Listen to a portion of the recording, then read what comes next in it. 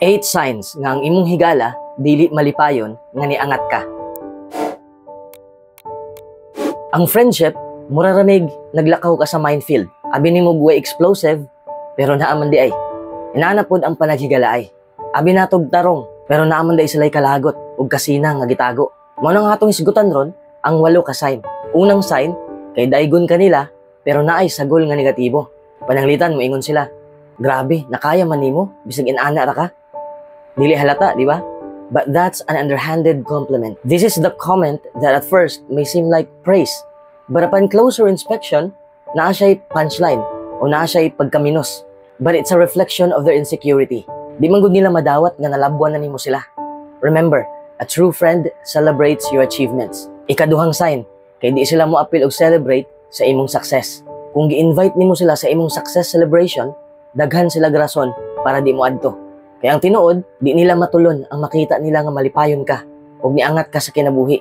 Mo nang klaro kayo nga gusto nila nga naara ka sa ilang ubos. Ikatulong sign, kay makipagkompetensya sila sa imo. Di man dautan kung healthy ang kompetisyon, kay makadungag mo na sa motivation.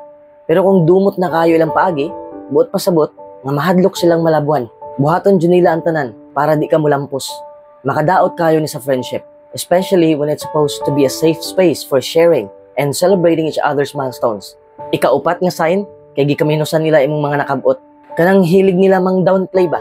Defense mechanism man good ni sa mga taong insecure. Pananglitan na kay na-achieve.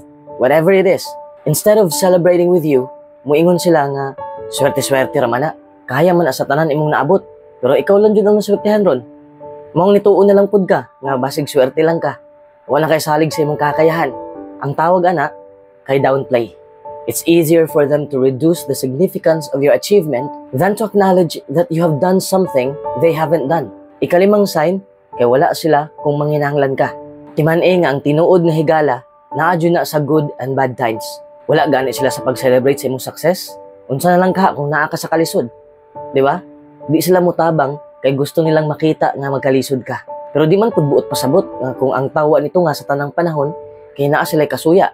Usahay tinuod yung busy. Maong di ta kaadto sa okasyon. But if it becomes a pattern, dira na nimo mahalata.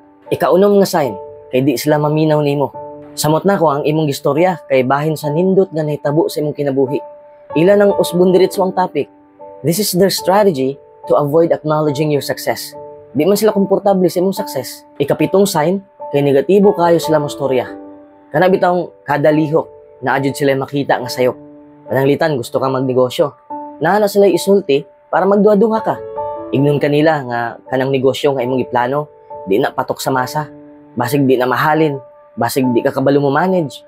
Nasulti na nila kay reflection sa ilang insecurities. Ikawalong sign, kay nasina sila.